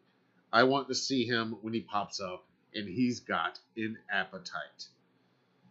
So they're just not even going to address or really explain what Michael's been up to for the last 4 years. And Jamie Lee Curtis also adds to those quotes that we said earlier. She also says that in this film, when we see Laurie Strode in Halloween Ends, Jamie says that by the time you meet Laurie Strode, she has gotten help to process the level of violence that has been perpetrated against her and her family. She's done the work. And there's a moment at the beginning of the movie where you actually meet Laurie. I'm not going to say she's as innocent as she was back when she was a 17-year-old girl, but she has a layer of hope about her. That's a beautiful place to start a really tragic, incredibly violent ending. So that's Jamie Lee Curtis calling this film a really tragic, incredibly violent ending. But we're going to find Laurie for the first time in these three movies at a place of peace, it sounds like, at the beginning of the film anyway. She's certainly not there after 40 years of carrying this around when we see her at the top of the 2018 film. So this is going to find her in a totally different place. And it sounds like that's going to make it all the more painful when the bloodshed begins.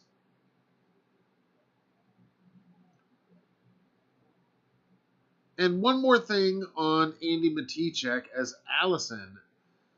Total Film says that while Laurie Strode is living with Allison, they're living together when we catch up with them in this new film,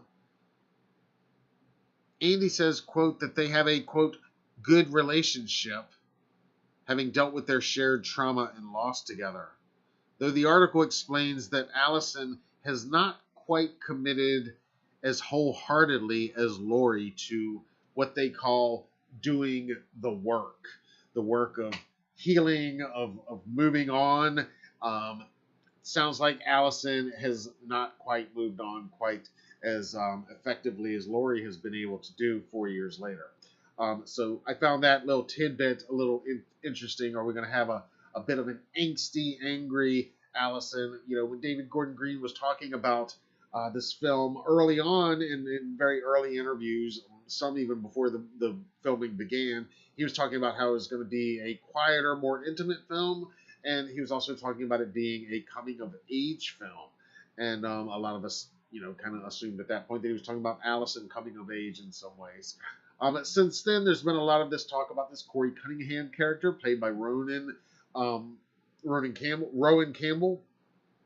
And, the synopsis says that character is going to get accused of killing a young boy he's babysitting, and that's going to set off a chain of events that's eventually going to result in Laurie and Michael having this big final confrontation. Again, is the movie really about Corey's coming of age, or is it still really about Allison's coming of age, or is it something else entirely? Is that coming of age thing kind of been put on the back burner. I mean, David Gordon Green says in even this most recent interview that, right up to the last minute, he's been tweaking little things here and there, moving things, changing the order of things. And then there's the whole fact that we've touched on earlier of maybe all of this is a red herring. Maybe this whole Corey Cunningham thing is just a red herring, a misdirection to distract us, you guys, all of us, from what this movie's really about. And we're going to find that out on October 14th. So, all of those are possibilities, and in any case, I can't wait to hear your thoughts on all of it. So let me know what you think about all of these new comments from the Total Film Magazine, all of these badass new photos of Michael, of Laurie. Again, I don't even think most of these photos that are in this magazine are stills from the movie itself. I think a lot of them are actual promotional photos and are killer promotional photos, no pun intended, as such. But, and they've done this with the previous two films. They, especially with Total Film and Empire, a lot of these films are not necessarily stills from the film itself, but promotional shots shot by the set photographer, much like Ken Gottlieb did on that 78 film. And in those photos that we're still referencing today and that, Jamie is still talking about today. So, all right, I'm going to turn over here to the live chat. We're going to do some shout outs and then we are out of here because it is getting late, guys.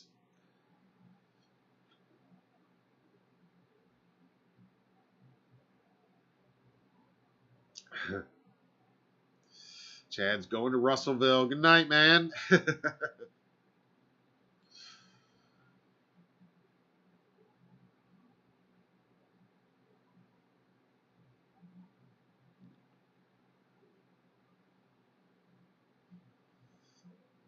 Devin says, I can understand that she lost everything. Yep.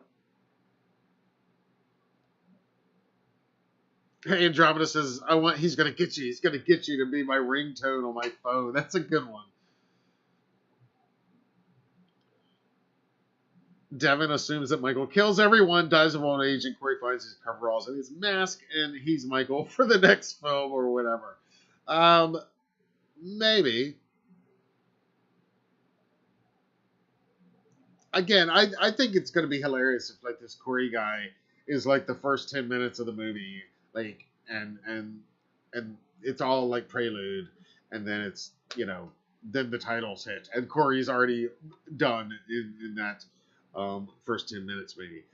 That would be a little shocking and unexpected, and or better yet, maybe this whole sequence with Michael and Laurie, whatever this is, that's very early in the movie. And not what we think and what they're making it seem that it's kind of this climactic battle. Not that they're not going to have this big climactic battle, but is that really what all of these promotional photos and clips are from? I don't know.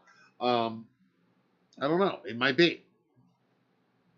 In any case, it definitely is suggesting that red house we were at has some significance in this movie. Rob says, thanks for another awesome Michael Myers Monday. That was an awesome night. Cool shirt, man. Thank you so much, man. I appreciate it. Yep. And again, I can't believe it, but we've only got 4 more Mondays until this movie is out. Oh, my gosh. All right, I'm going to do shout-outs right now. This weekend, we're going to be at Haunted Screams Expo, Hampton, Virginia. Come see us. You can still get tickets at hauntedscreams.com. Next Monday, every Monday, we're planning on being here. If everything falls in line and works out. And so right on through. There'll be other lives that aren't on Mondays because we got a lot going on, including we're probably going to be doing another live tomorrow, just an HDN live episode of the Halloween show. And we're going to talk about all of the week's other news that we, not franchise related, unless more breaks tomorrow, which it probably will. And we'll talk about that as well. But we're going to talk about some of the other things that we're covering on the site as well and get caught up on that, most likely tomorrow in the afternoon or evening time. Just keep watching your notifications for that. All right, let's do some shout-outs real quick for Michael Myers Monday, and then we are going to get out of here. You guys know what's up. Every week we share just a couple random shout-outs, people using the Michael Myers Monday hashtag, which we started back in 2013. and it has taken on a life of its own. This first one comes from Twitter, from Albino at LA from LINY. Good morning, horror fan. Have a happy Michael Myers Monday. And this is an oldie but a goodie. We've seen this many times, but photobomb. Michael Myers is doing it right. Yes, he invented the photobomb. Also from Twitter, this comes from KC Boogeyman at Wild Thing Night. And again, another oldie but a goodie. We've seen this many times, but it is us. It absolutely speaks to us, obviously. Me, when a slight breeze rolls through, I think we can all relate. We break out our masks. We break out our Michael Myers mugs. Our Michael Myers mugs. Yeah, that's us. Another one from Twitter. This comes from Cindy at Moon Maiden 77. She says, good morning, horror fan. Happy Michael Myers Monday and Monster Monday.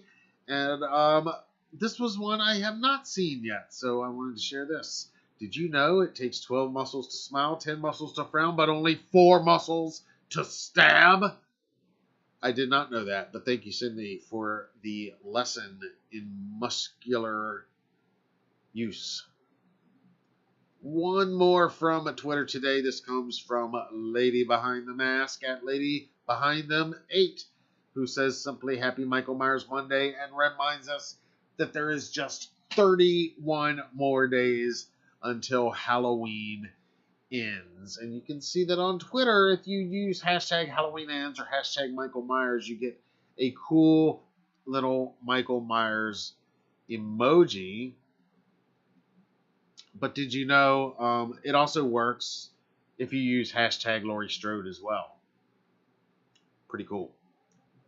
31 more days. I think it's after midnight, so it's technically 30 more now.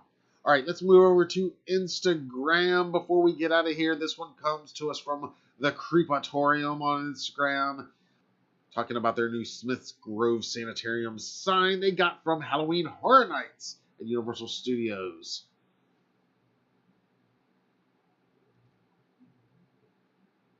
This one comes from Music and Movie Man on Instagram. And this is a bit of a news notice as well, because apparently Walmart has new slipcover versions of Rob Zombie's Halloween 07 and its 2009 sequel, Halloween 2.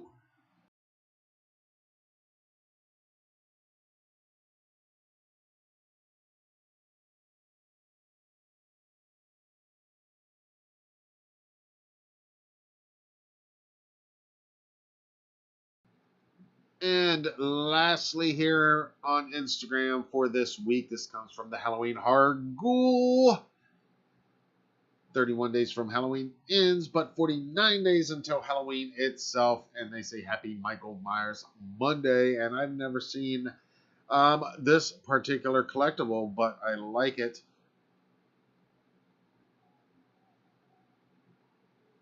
As you can see, there's a Halloween opening credits jack-o'-lantern mug with butcher knife sticking out for the handle there.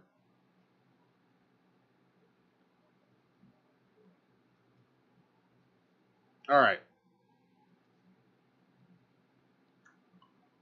All right. One more check in the live chat, and then we are going to wrap things up here tonight. You guys have been amazing, as always.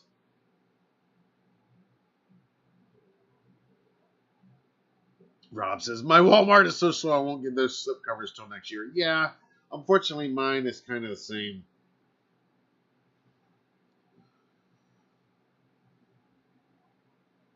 Andromeda just bought a used copy of Rob Zombie's H2 on Amazon. With shipping it came to $6.66. Not even kidding.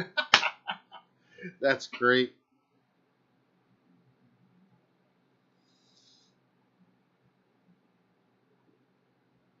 Michael Myers Colts 1931 is checked in. What's up? Summit in the house. Thanks for being here.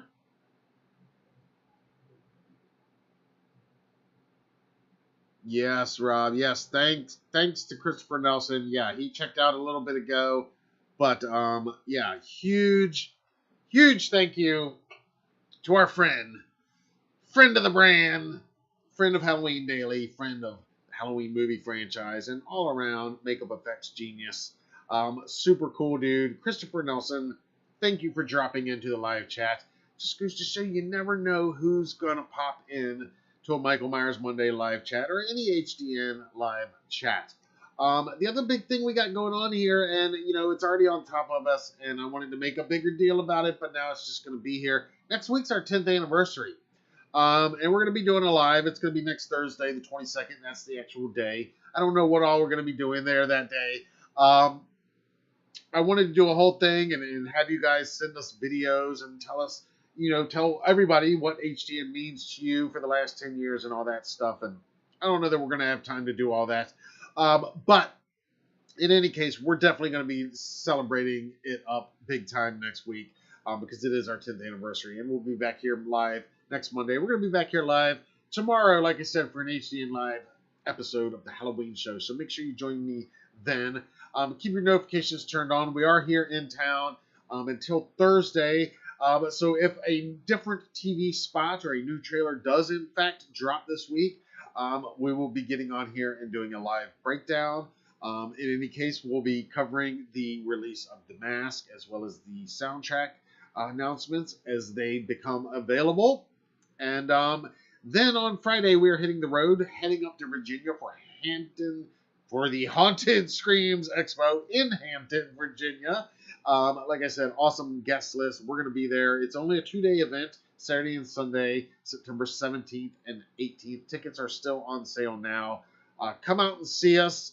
We're going to have a table there. We're going to be covering it. If you can't make it, keep watching. We're going to be having live reports throughout the weekend and then full coverage following the event. So you're not going to want to miss any of that.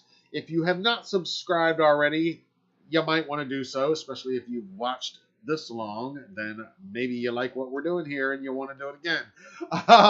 Turn on the notifications. Drop us a comment down below. I love all of the participation we have in our live chat. But if you're watching this after the fact on a replay, drop us a comment down below. That helps. Even if you got nothing to say, just drop us a little jack-o'-lantern down there in the little pumpkin emoji or whatever in the comments. That'll help too. YouTube doesn't know the difference. So all of it helps. In any case, be sure to subscribe, turn on your notifications, and like this video. That helps too. I guess I should be saying that part. Think about becoming a channel member. It's only $5 a month. You get access to certain videos early. Right now, you can see my complete unboxing, setup, showcase, and review of the brand new 7.5-foot Lava Demon animatronic from Party City. It's going public this week, but the rest of you will be able to check it out then. But channel members, they can watch it right now. Some of them have already watched it. It's a little bit entertaining, I think.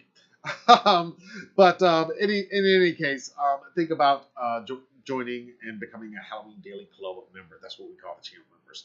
All right, guys. This has been amazing. This has been awesome. You guys are great, as always. And it's our time. We're inside 1 month. The boogeyman is coming. The boogeyman is coming. He's going to get you. He's going to get you. He's going to get you. All right, guys. I can't wait to do this again. So we're going to do it again tomorrow. And we're going to talk about some other stuff. We'll talk about this stuff, too, if there's more news that breaks, which it probably will. We'll probably wake up in a few hours and there'll be another batch of photos from that Total Film magazine that we'll have to discuss tomorrow. So let's do it again then. Until then, guys, I'm Matt Arts for Halloween Daily News. Thank you all for watching, and happy Michael Myers Monday!